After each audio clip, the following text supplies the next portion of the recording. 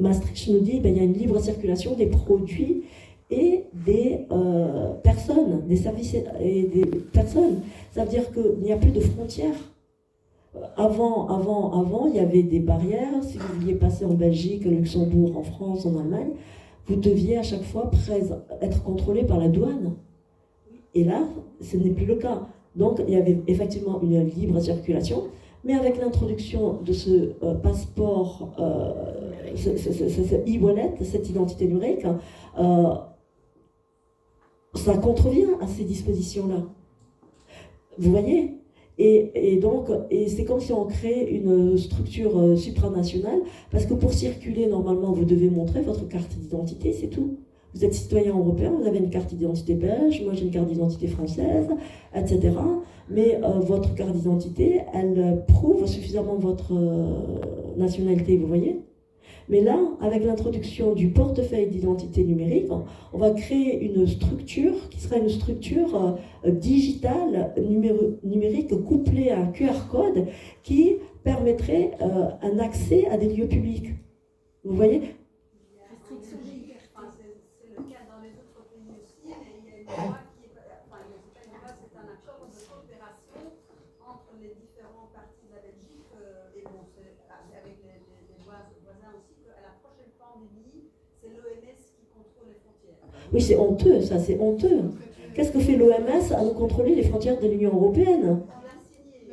En Belgique, ça a été signé, et je suppose que dans les autres pays aussi, ça a été signé. Oui, ils peuvent déclarer l'état d'urgence aussi. Le vide de 15 minutes.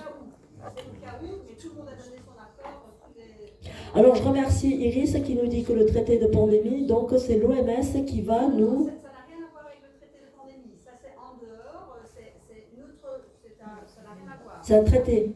Non, c'est un accord de coopération qui a été signé en Belgique, mais qui a dû être signé, mais ça n'a rien à voir avec... Alors, elle me dit que c'est pas le traité de pandémie. Iris nous dit qu'il y a un accord qui a été signé entre la Belgique et l'OMS et que ce sera l'OMS qui va contrôler les identités, c'est ça ? Aux frontières. Bon, c'est honteux, c'est franchement honteux. Donc voilà, on nous remet des contrôles de partout, on nous remet des barrières de partout et on nous remet des contrôles de partout. Et on voit bien que tout ça, c'est un phénomène de contrôle. Vous voyez, c'est un contrôle de la circulation. Je vais avancer parce qu'il ne faut pas intervenir, parce que sinon je ne vais pas terminer, et puis les gens, sinon ça va partir partout. Retenez vos questions et vos interventions. Donc, vous voyez, c'est ce que je vous disais ici, là. Regardez.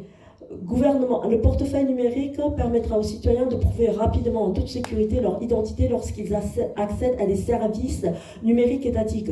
Pour le Luxembourg, c'est guichet.lu. Pour la France, c'est France Connect et c'est les fiches CERFA.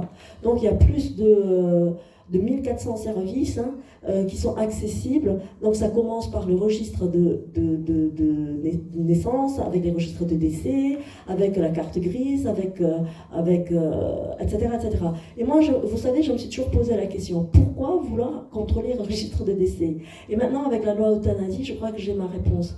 Vous savez que parmi les amendements de la loi, ils ont présenté deux lois, une loi sur l'euthanasie, le suicide assisté, la deuxième loi sur le soin palliatif. Sur le suicide assisté, ils n'ont pas réussi à faire passer l'amendement sur le fait qu'il y aurait marqué mort naturelle sur les registres de décès pour les suicidés assistés et les euthanasiés.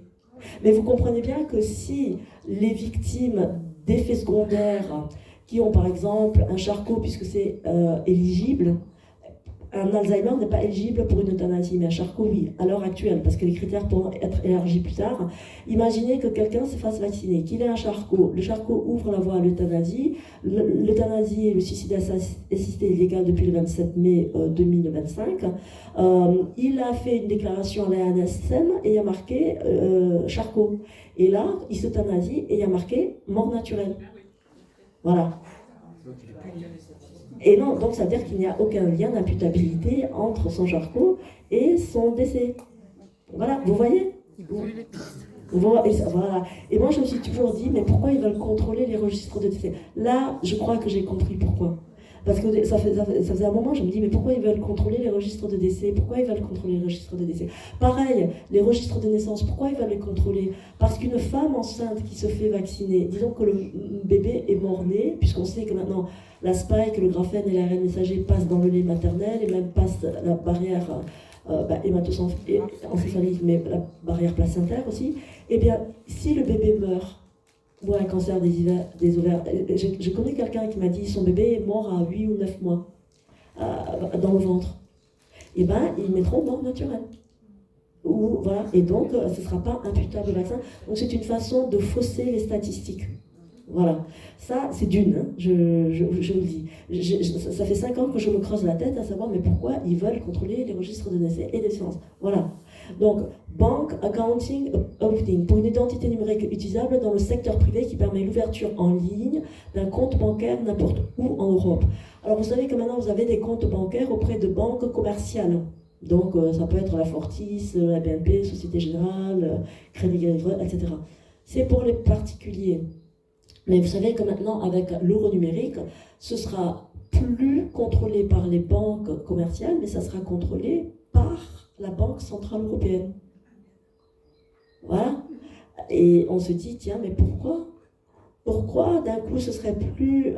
il y aurait un basculement des transferts, des actifs, etc., de l'épargne, vos plans épargne à 4%, PLA ou plan épargne, etc., vos actions, votre prêt bancaire pour la maison, pour la voiture, etc., votre salaire, etc. Donc tout ça, ça sera basculé techniquement sur la Banque Centrale Européenne. Pourquoi ? Parce que ils vont contrôler votre accès. C'est eux qui valideront votre accès. C'est-à-dire que vous déposez l'argent normalement et si vous avez besoin, vous présentez votre carte bleue et le carte bleue, ça débite. Vous voyez ? Mais c'est entre vous et la banque. Là, ça va être entre la banque, la BCE et vous. Et la BCE, et il y aura un transfert vers la BCE, c'est eux qui techniquement contrôlent. Donc là encore, vous présentez votre carte. Quand vous allez vous retirer de l'argent, eh ben, la validation finale se fera par la BCE. La BCE dit oui, vous avez un droit à accès, ou non, vous n'avez pas droit. D'accord ? Donc là, on se dit, tiens, oulala, ça sent pas bon là, ça sent vraiment pas bon. C'est mon argent, mais c'est eux qui me disent si je dois le dépenser ou pas. Donc, Mobile Driving License, c'est le permis de conduire. Pour un permis de conduire numérique reconnu par les services de police et les agences de location par voiture par l'Union européenne. Par les services de police, vous voyez ? Donc là aussi, il y a une centralisation de toutes les polices. Bon, c'était déjà le cas avec Interpol et tout ça, mais là, moi je vous dis, hein, j'ai été contrôlée, en 10 minutes, ils m'ont géolocalisé. 10 minutes, j'étais en train de donner un cours, ils ont débarqué, contrôle d'identité, en 10 minutes, ils savaient où j'étais. Comment ? Une géolocalisation à travers ça, là. À travers votre GPS. Donc, on sait où vous êtes H24. Bon, voilà. Et il y a et ces informations, jusqu'à présent, chaque système de police a des dossiers judiciaires sur les voisins. Mais là, il va y avoir une coopération, vous voyez. Et puis, c'est le cas pour Interpol, dans le cadre de la lutte contre le terrorisme, le grand banditisme ou les pédophilies, moi je veux bien. Mais nous, on n'est rien de tout ça. On est des simples citoyens. Pourquoi on est soumis à des régimes comme ça ? C'est juste des prétextes. Hein. Oui, c'est ça. Donc, c'est un contrôle. Encore le mot qui revient, c'est tout ça, c'est pas un contrôle. Signature électronique. Une signature électronique qualifiée avec valeur juridique qui permet aux citoyens de signer des documents à distance et qui est reconnue par tous les États membres de l'Union européenne.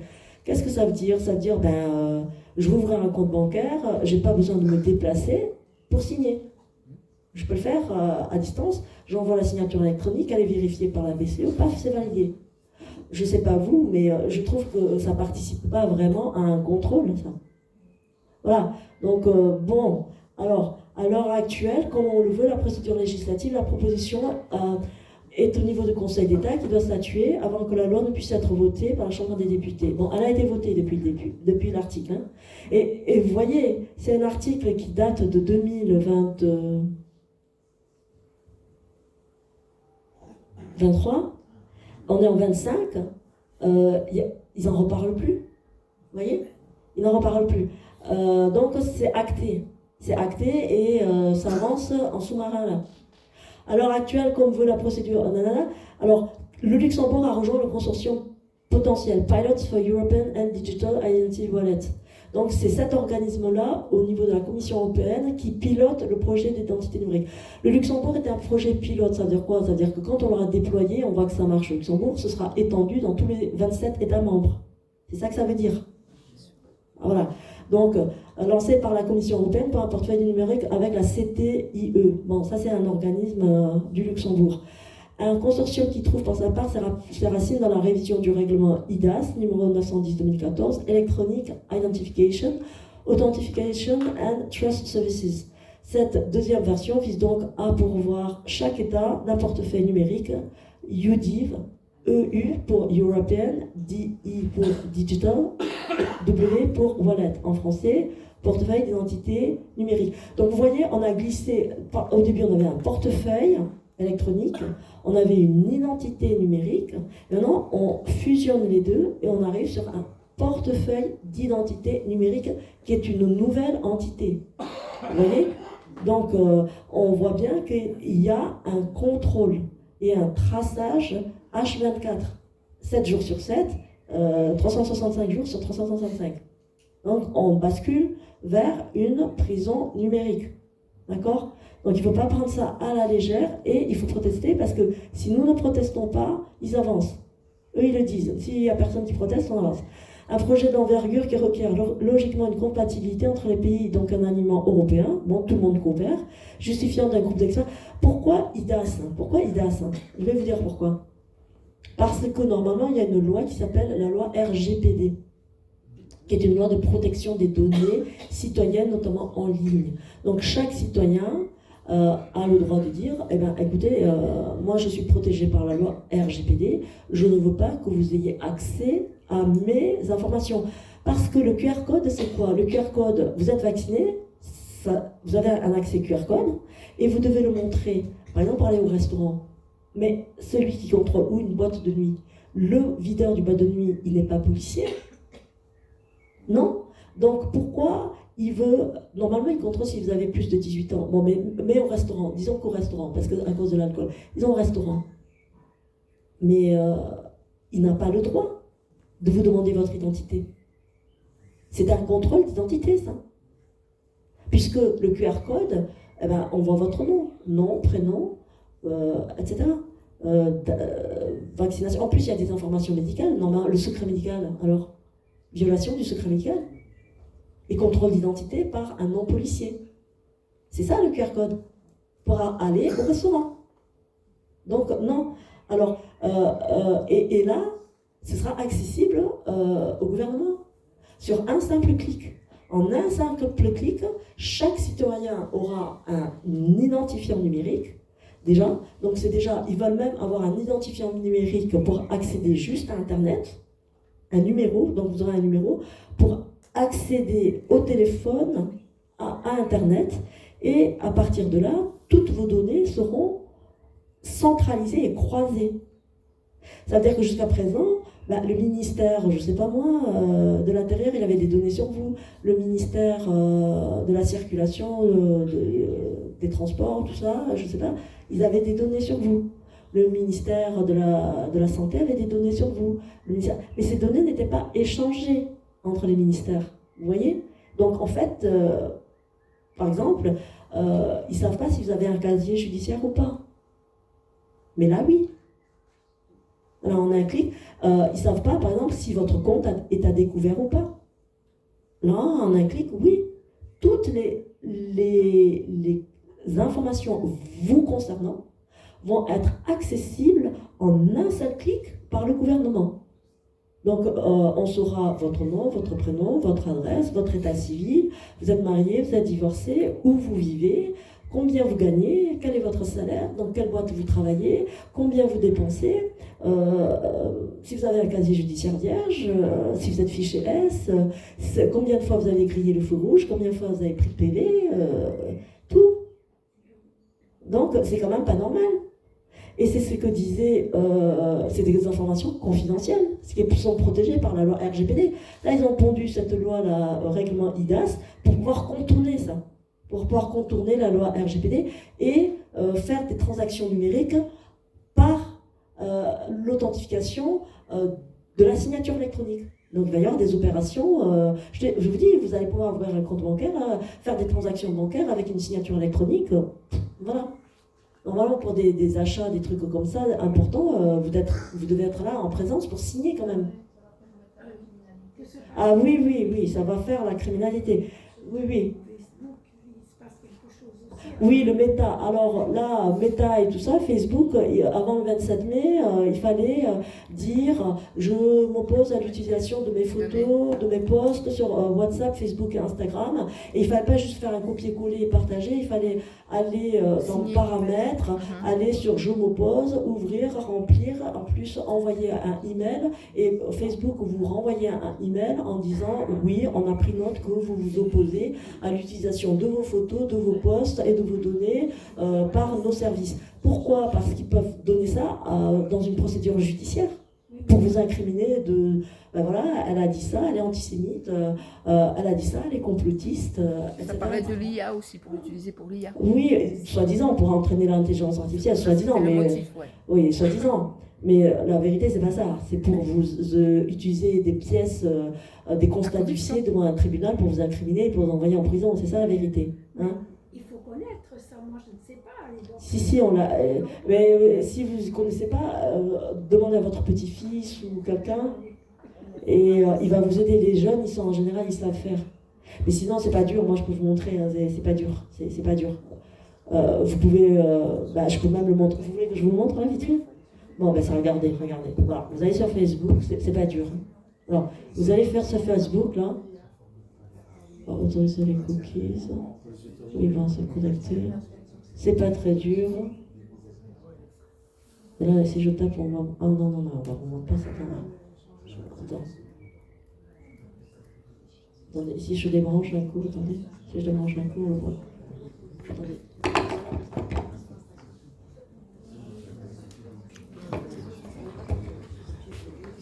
Attendez, parce que là si je on va voir mon mot de passe. Attendez.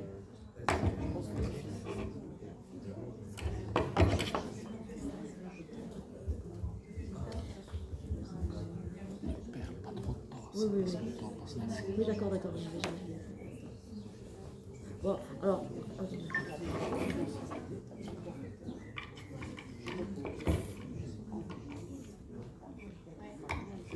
Bon, alors, je vous montrerai après, parce que là, on ne va pas perdre de temps, on va avancer, et je vous le montrerai après, promis. Même mais là, je ne veux pas le montrer, parce qu'il y a un moment de place et tout. Bon, alors, la sécurité, enfin, en dehors des facilités qu'il promet, le futur portefeuille numérique devra être fiable.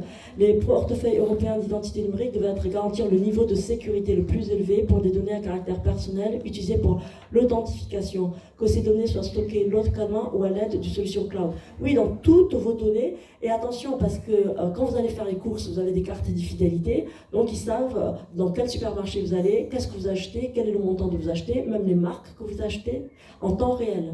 C'est pour ça qu'on reçoit des pubs concernant ce qu'on achète d'habitude. Absolument, c'est ciblé. C'est ciblé. Ils savent exactement ce que vous achetez. Et ces données sont revendues et normalement ça ne devrait pas être autorisé non plus. Hein. Donc ça ne devrait être pas autorisé. Donc il y a plein de choses qui se mettent en place à notre insu et il faut vraiment être vraiment très vigilant parce que voilà, c'est très dangereux. C'est une loi. C'est vraiment très dangereux, qui nous enferme. Donc, vous avez compris, là, que le consortium potentiel pour un portefeuille numérique européen, c'est eux qui pilotent ça au niveau de la Commission européenne et qui centralisent tous les ministères de la digitalisation. Voilà. Donc, dans le cadre du portefeuille d'identité numérique, l'objectif est de construire un portefeuille sûr, fiable et respectueux de la confidentialité des données. Alors c'est rigolo parce que c'est de la novlangue. Vous voyez, quand ils utilisent une phrase, vous devez remplacer le mot par son contraire. Voilà. Et quand ils disent l'objectif est de construire sûr, ben, c'est pas sûr, fiable, c'est pas fiable, respectueux de la confidentialité, bon ben. Tout le monde le gouvernement aura accès à toutes les données. Bon, voilà, c'est ça. Hein. Donc là, j'ai récapitulé les 4 services et donc le portefeuille, l'identité numérique, comme je vous ai dit, hein, c'est ça. Et puis voilà. Vous profitez de votre vacances bien méritées. On vous demande urgemment de signer un document important auprès d'un notaire. genre, je sais pas, un leg, genre un achat d'une maison, ou je sais pas, la signature électronique qualifiée développée et reconnue au niveau européen. Donc, je sais pas, normalement, pour un acte notarié, c'est quand même un achat d'appartement, un achat d'une maison, un achat d'un terrain, un leg, un héritage. Donc, vous êtes en vacances, mais vous pouvez signer ça avec une signature électronique qualifiée. Et vous vous dites, bon là, il y a un truc qui ne va pas quand même. Mais quand Voilà. ça les dessert, ils ne le font pas. Oui, mais là, ça sent mauvais, ça sent mauvais. Parce que qui dit que, ben voilà, vous voyez, il y a eu des décrets Rivotril, voilà, vous voyez ce que je veux dire sur les EHPAD, McKinsey a récupéré 12 milliards, on encourage l'euthanasie des personnes âgées,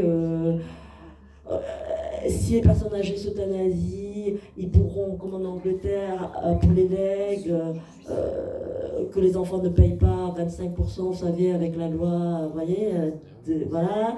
Et qui dit, vous voyez ce que je veux dire? Je dis ça, je dis rien, mais vous voyez où je veux en venir. Sur la signature électronique devant un notaire sera reconnue. Ah oui? Vous voyez ce que je veux dire? Bon, il ne faut pas aller là parce qu'ils vont dire ah oui, mais elle a dit ça. Non, mais moi je dis rien, je dis que c'est juste bizarre. Voilà. Alors, mais vous avez compris. Voilà. Ok. Alors, voilà. Et là, outre sa facilité, le règlement a pour but d'atteindre un niveau élevé de sécurité, suivant les schémas de cybersécurité établis par les règlements de la RGPD. Et là, ils disent, vous voyez, règlement RGPD. Donc, on sent bien que ces lois votées contreviennent à la loi RGPD, mais qu'ils l'imposent quand même. C'est quand même problème. Donc l'approche du consortium potentiel réunit 140 participants publics et privés issus de 19 États membres de l'Union européenne et l'Ukraine. Et on se demande, mais qu'est-ce que fait l'Ukraine là-dedans? Oui, parce que les signatures, oui, on se dit l'Ukraine, les biolabs, USAID, vous voyez, mais il ne faut pas avoir l'esprit mal tourné, hein. Non. Mais l'Ukraine, oui, et avec des paiements, avec les blockchains, etc. Donc ça sent vraiment très mauvais. Donc, et en plus, l'Ukraine ne fait même pas partie de l'Union européenne. Voilà, donc qu'est-ce qu'ils viennent faire là-dedans? Donc, et surtout qu'il y a des problèmes d'Ukraine, vous savez, pour les biolabs, mais pas que, il y a les trafics d'organes, pas que, mais les mères porteuses, mais pas que, etc., etc. Donc il y a plein de choses qui ne sont pas claires du tout là-dedans. Voilà. Ce groupe d'experts a pour but de trouver des solutions, de tester pour faciliter le règlement IDAS. Bon, potentiel a pour objectif de développer des portefeuilles numériques nationaux, c'est ce que je vous disais, ça va être coordonné sur toute l'Europe. Et ça c'est dangereux, hein, parce qu'avant, par exemple, les complotistes dont on bloquait les comptes bancaires, dont on fermait les comptes bancaires, ils arrivaient toujours à aller en Espagne, ouvrir un compte, ou à arriver en Allemagne, ouvrir un compte. Mais avec ce système-là, c'est fini. On vous bloque votre compte bancaire, vous êtes hors du système de consommation. Ah oui, donc vous voyez que c'est quand même, c'est à double tranchant ces lois-là. Et on voit les dangers tout de suite. Développer conjointement des portefeuilles numériques nationaux entières de manière totalement sécurisée, uniformiser les produits en ligne, comme l'ouverture d'un compte en banque. Et c'est ça que je vous disais. C'est qu'une fois qu'on vous aura bloqué votre compte bancaire comme un complotiste, vous aurez plus. C'est terminé. Vous êtes hors du circuit de la consommation. Tester l'interopérabilité des portefeuilles dans différents cas d'usage, promouvoir la collaboration en Europe et l'efficacité entre les gouvernements, les entreprises et les individus. En clair, si on boycotte quelqu'un, on boycotte quelqu'un. Hein? Voilà. Portefeuille numérique. Un portefeuille numérique est une application pour smartphone, donc ils ont développé ça sur les systèmes Android, sur les systèmes smartphone, mais au début ça a été développé sur le système smartphone. À ma connaissance, ce n'est pas encore développé sur le système Linux d'exploitation, mais ça ne saurait tarder, ils y travaillent. Il n'y aura pas un système d'opération qui n'échappera pas à ce contrôle. D'accord? Un portefeuille numérique, c'est un coffre-fort garantissant votre carte, c'est surtout un coffre-fort pour eux, quoi, hein, puisque c'est ça sur votre argent, j'ai envie de dire, mais voilà quoi. Donc, dans un format permettant d'échanger des informations de manière... C'est un rire un peu crispé, vous voyez. ces informations de manière sécurisée et facile auprès des différents acteurs. Voilà. Alors, permettra à chaque citoyen de s'identifier. Alors, le mot revient en permanence dans tous les textes, identification, authentification, certification. Qu'est-ce que cachent ces mots? Alors, on va le voir. Identification. Alors, le LuxTrust confirme la fin de l'utilisation du token. Avant, pour accéder au web banking, c'est-à-dire le compte bancaire en ligne, eh bien, au Luxembourg, on avait un système qu'on appelait de token. C'était une clé qui générait l'accès depuis votre ordinateur, c'est-à-dire un système d'exploitation Microsoft, par exemple, Android, qui vous permettait de vous connecter au serveur bancaire de votre banque et d'effectuer des transactions, comme regarder combien vous avez d'argent sur la banque, faire un virement pour un paiement ou recevoir de l'argent, d'accord?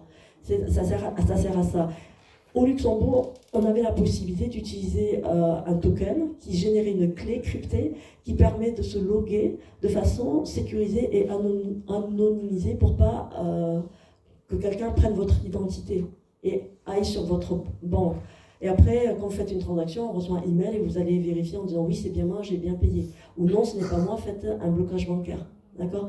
Et là, on nous dit que depuis le 31 décembre 2024, eh ben, le token va être supprimé et ils ont remplacé ça par une application mobile sur téléphone gratuite, LuxTrust, où pour les gens français, pour les citoyens de nationalité française qui habitent au Luxembourg et qui voudraient accéder, ils peuvent se connecter sur France Connect. Et là, on rebascule sur l'identité numérique. Parce que France Connect, c'est l'identité numérique. Pourquoi? Parce que pour accéder aux services numériques, vous devez accéder à Internet.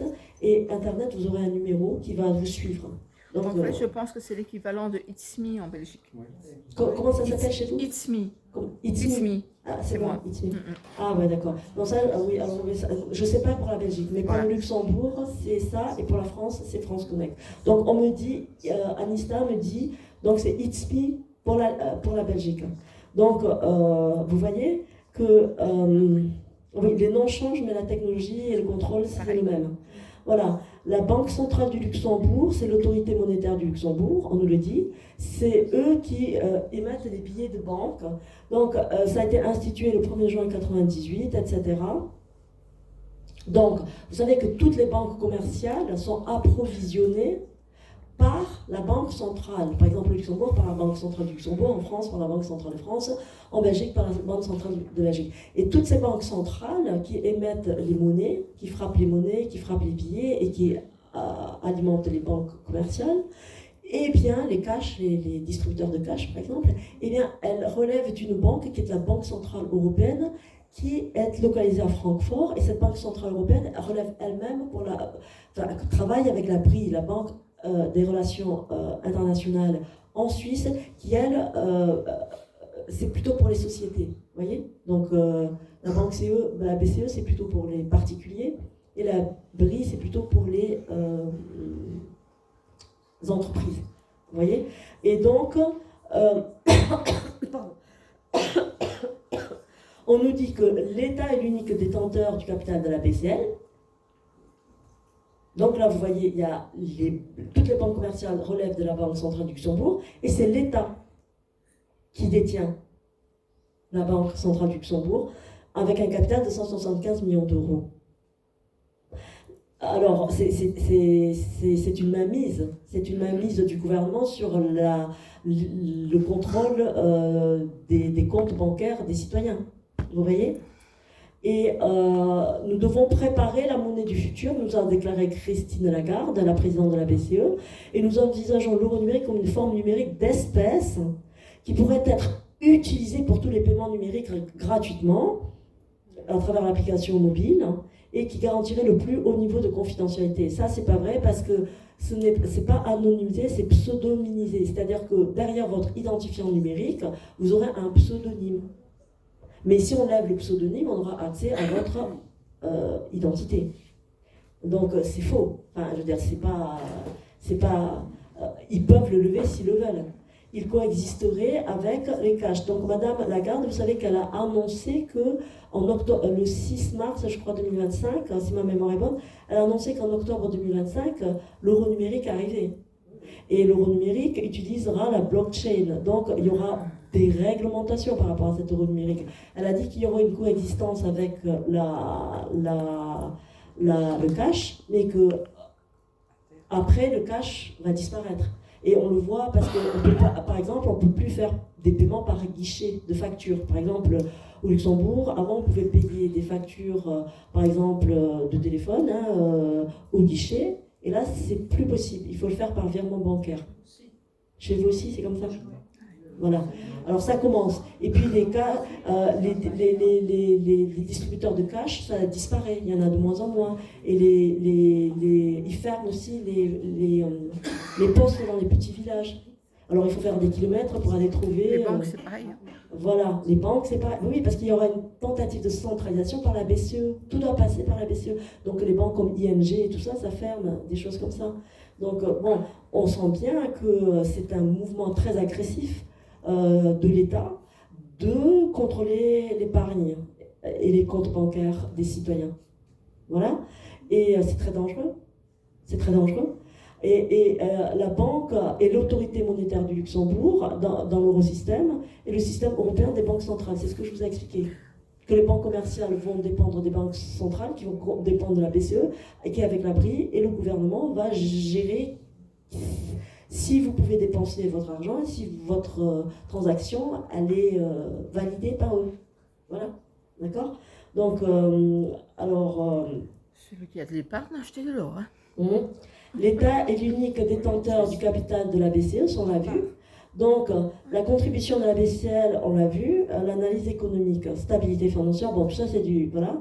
Donc, la prochaine phase du projet numérique, elle a déjà eu lieu, en novembre 2023. Donc, c'est les plateformes. Quand ils parlent de plateformes, c'est toutes ces structures-là, des logiciels qu'ils développent pour que vous puissiez faire des paiements par téléphone, par exemple par le DigiCash. Vous voyez? Les DigiCash, vous payez par téléphone, paf, comme ça. Et vous pouvez faire des transactions bancaires également. Donc, ils tentent de changer le mode de paiement des gens. Donc, le lancement de la phase préparatoire ne constitue pas une décision sur l'émission d'un euro numérique, etc. Voilà. Donc, attention parce que l'euro numérique, ça c'est la fin du token dont je vous ai parlé qui permettait l'accès au web banking en générant des clés cryptées. C'est l'équivalent de nos petits appareils qu'on avait de la banque. Oui. Vous aviez ça aussi? Oui, ça n'a pas la même forme parce qu'on devait pousser sur des boutons, mais c'est la même chose. Oui, c'est... Voilà. Alors, là, vous pouvez regarder cet article, European Digital ID Wallet piloted in Estonia and Luxembourg, wins, 6 millions d'euros. Alors, je ne sais pas si c'est millions, milliards, on va regarder. Alors, allez regarder, hein. Et c'est dans un journal, je vous conseille d'aller regarder, c'est là où vous tirez le maximum d'informations, qui s'appelle Biometric Update. Ça, c'est eux, ils en parlent. Les autres, on n'arrive pas. Quand on va sur le site de la Commission européenne, on essaye de taper au numérique, au portefeuille identitaire, on ne trouve rien, à part un jargon de technocrate, blablabla, et qu'on ne comprend rien. Mais par contre, ici, eux, ils disent les choses. Eux, ils disent les choses. Voilà, vous voyez, c'est en anglais, bon, mais c'est pas grave. Alors, regardez, vous pouvez faire Google Traduction, c'est pour là. Voilà, cybernétique, collaboration sur l'identité numérique. Regardez. Pourquoi? Parce que l'Estonie est le premier pays qui a mis en place cette structure et les Luxembourgeois et les Français collaborent avec les autorités estoniennes pour copier leur logiciel, leur plateforme, pour avoir et les customiser, c'est-à-dire les... comment on dit ça en français? Oui, les appliquer pour chaque pays. Vous voyez? Et donc le modèle, parce que derrière tout ça, ce sont des logiciels. Ce sont des logiciels. Et comment connecter des logiciels avec le téléphone et avec les ministères et tout ça et tout ça. Donc c'est de ça dont on parle. Hein. Donc c'est des opérations techniques, technologiques, informatiques. Donc regardez, ça, c'est vraiment ça. Ça donne le vertige. Regardez, on va regarder. Hein.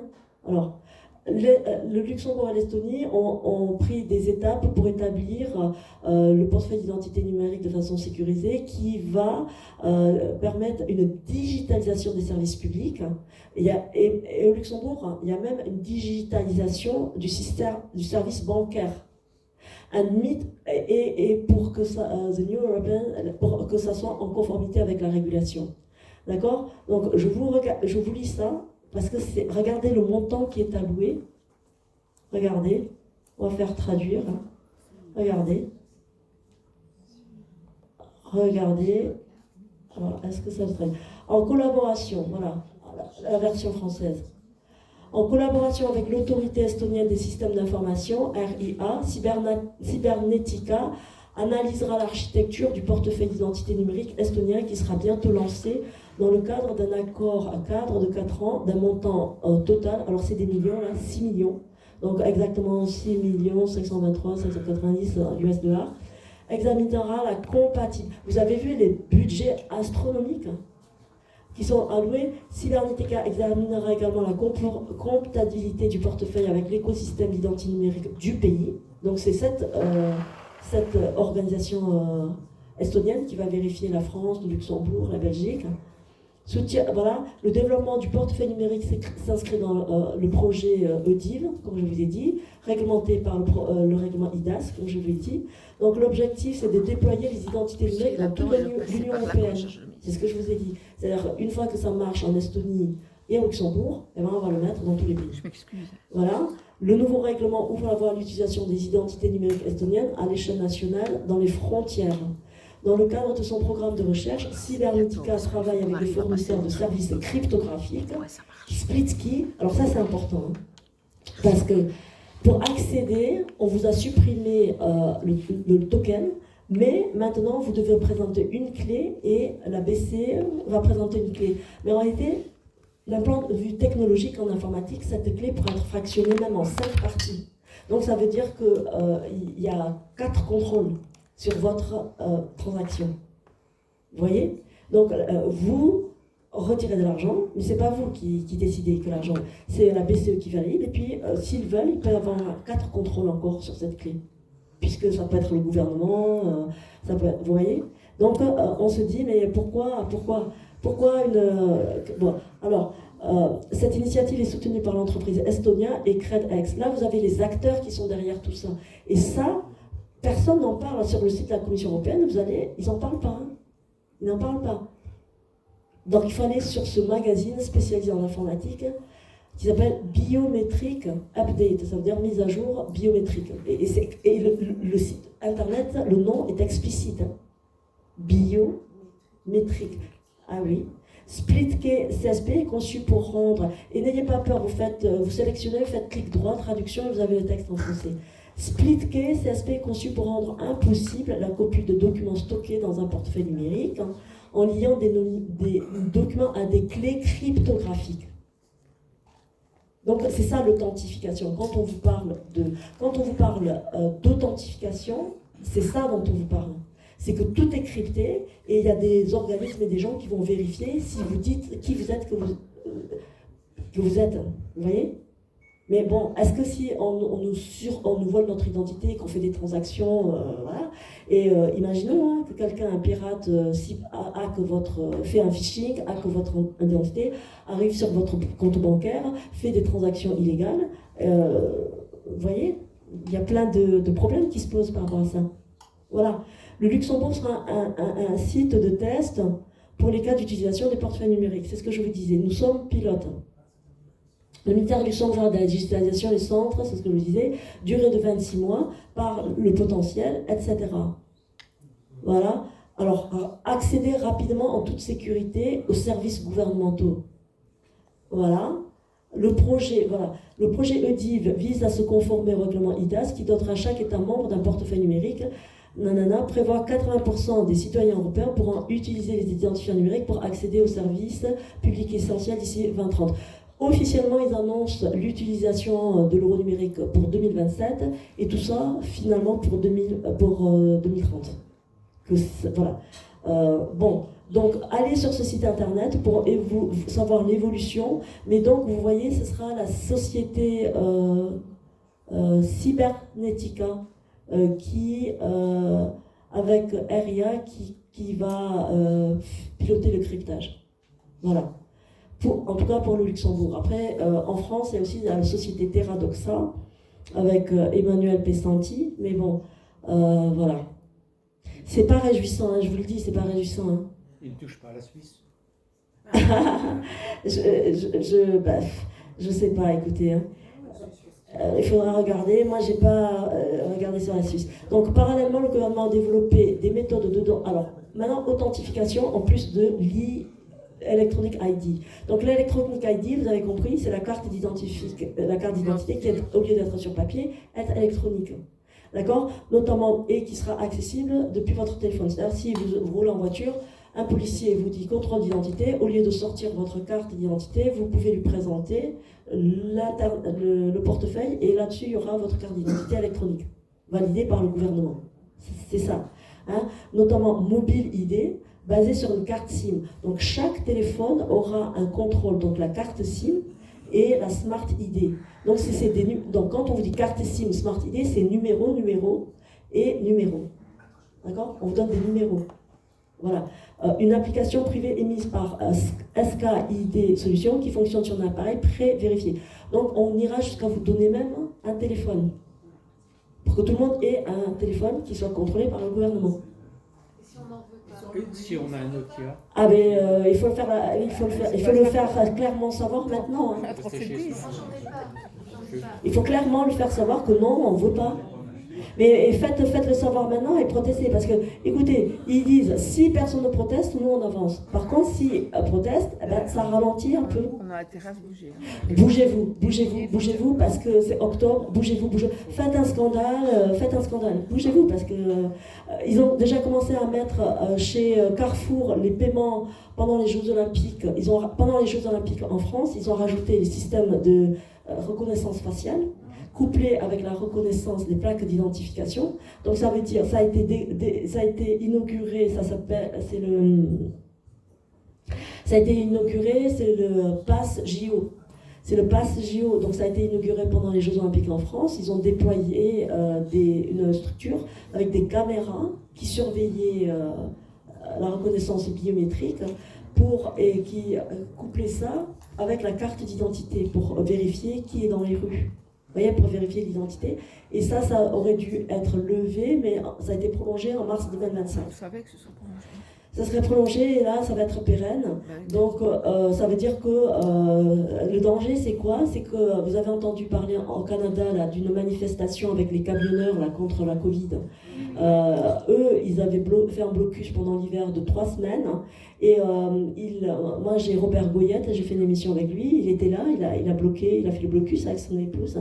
Et il se prêtait, par exemple, des cartes bancaires pour aller acheter ci, acheter ça, manger, se chauffer, pour prendre tour, pour dormir dans des hôtels. Ils réservaient une chambre d'hôtel et tous les camionneurs allaient dormir chacun à leur tour pour avoir un peu chaud, pour pouvoir reprendre la garde, etc. Le blocus. Et finalement, Trudeau, qu'est-ce qu'il a fait? Il a fait flasher les plaques d'immatriculation et il a couplé ça avec le compte bancaire. Et puis, tous les camionneurs qui étaient là, ils ont bloqué tous les comptes bancaires. Donc, ils ont dû lever le blocus. Voilà. C'est ça le danger.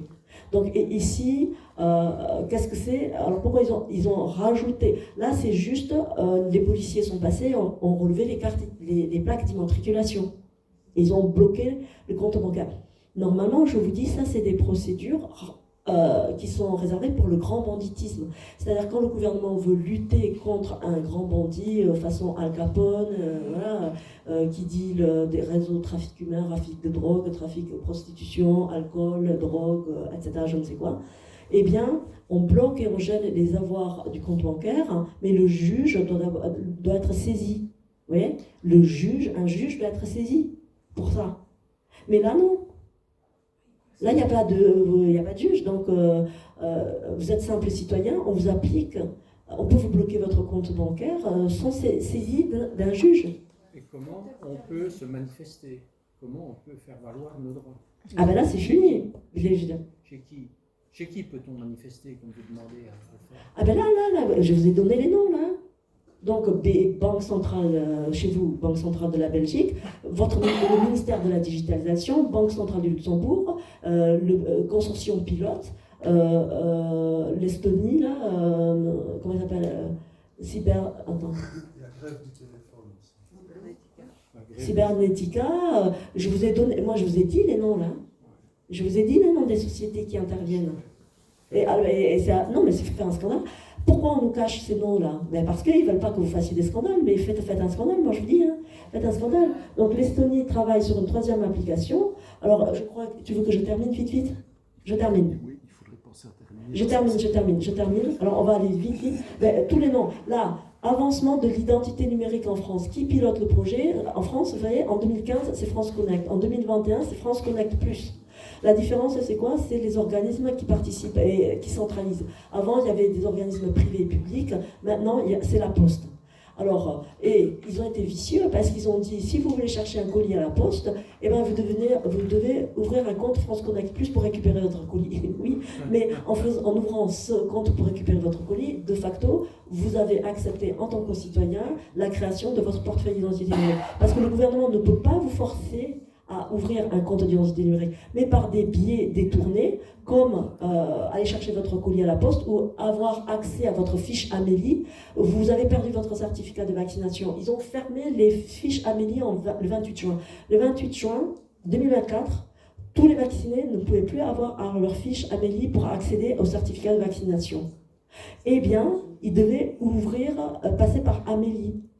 Mais en faisant Amélie, de facto, ils ont une identité numérique, donc ils ont accepté l'identité numérique. Ici en Belgique, c'est pareil. Je viens de déménager, d'accord? Je n'ai pas pu récupérer mes factures d'eau tant que je n'avais pas ouvert un compte It's Me.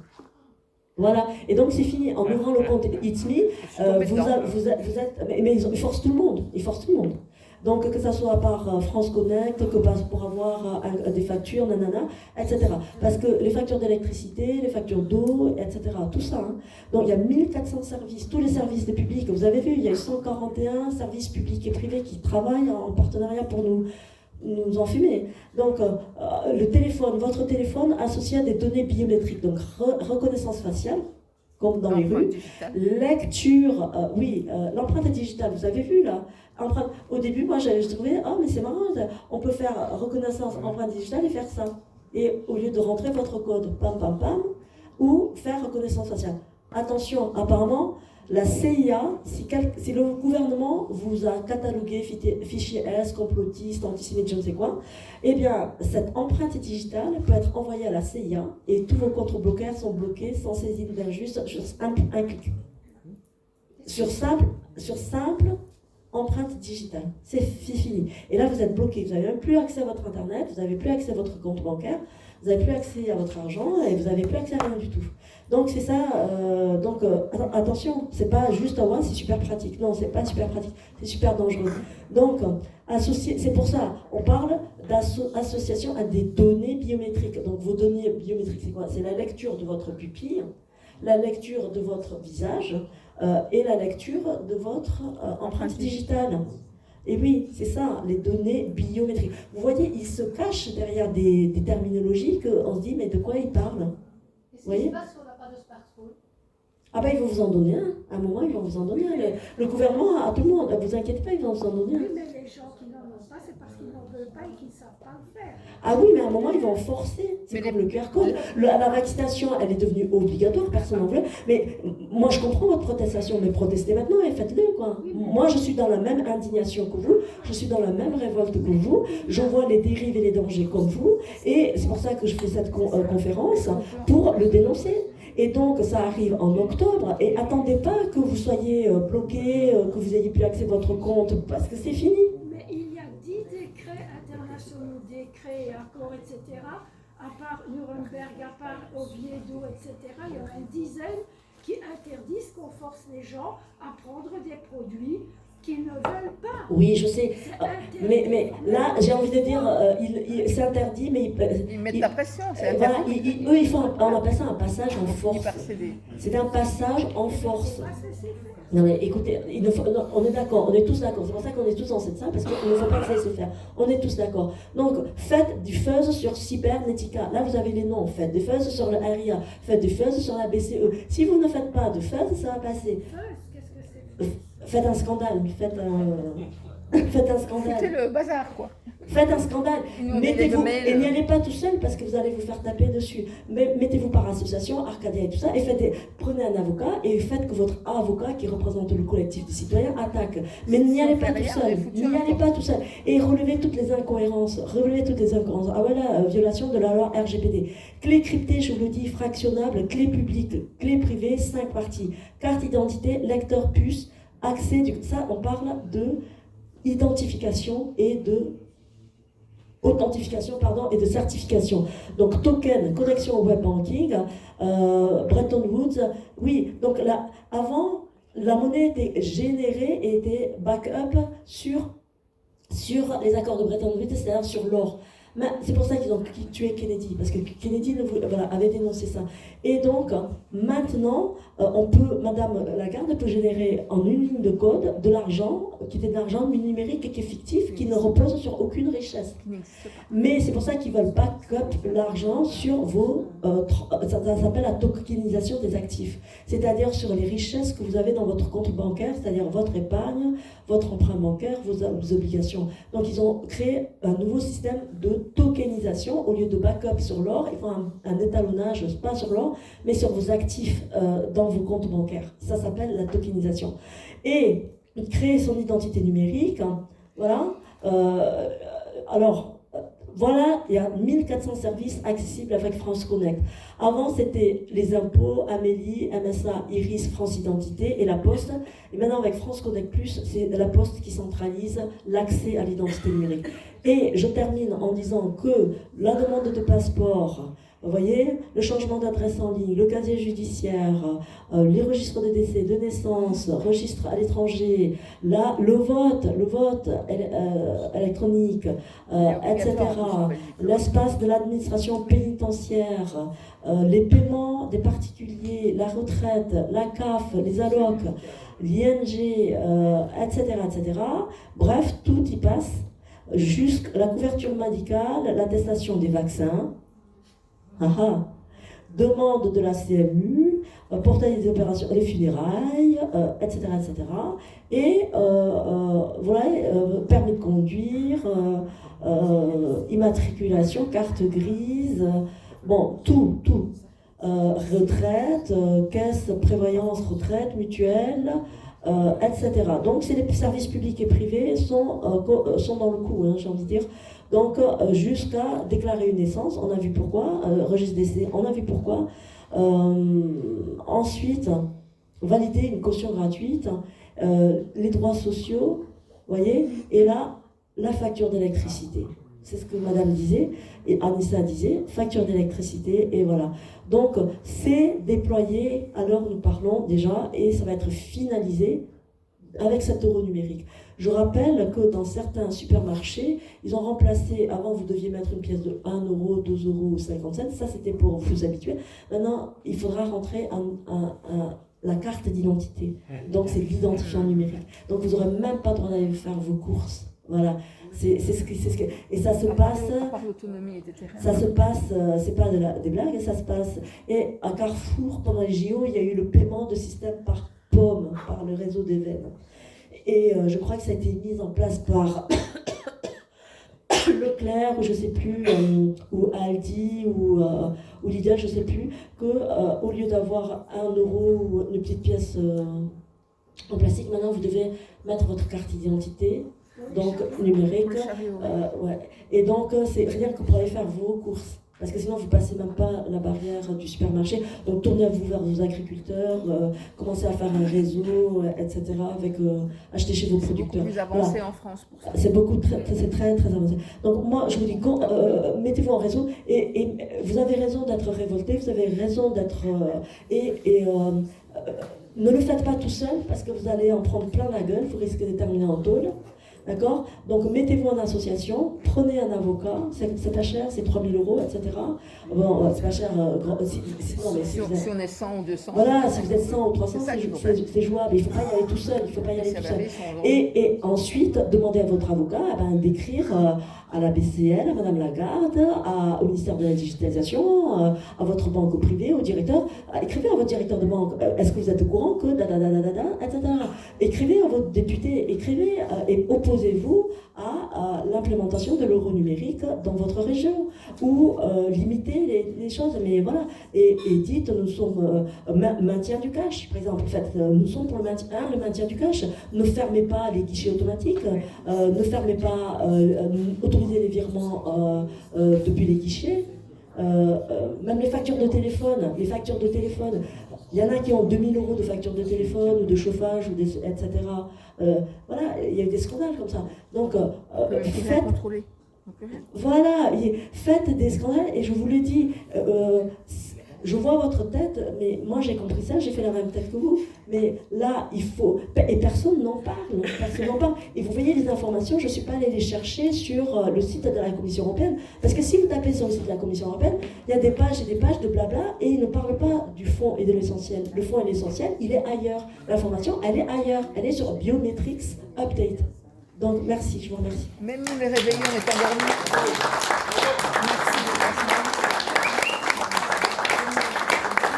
Merci Anne-Marie pour cette contribution absolument motivée.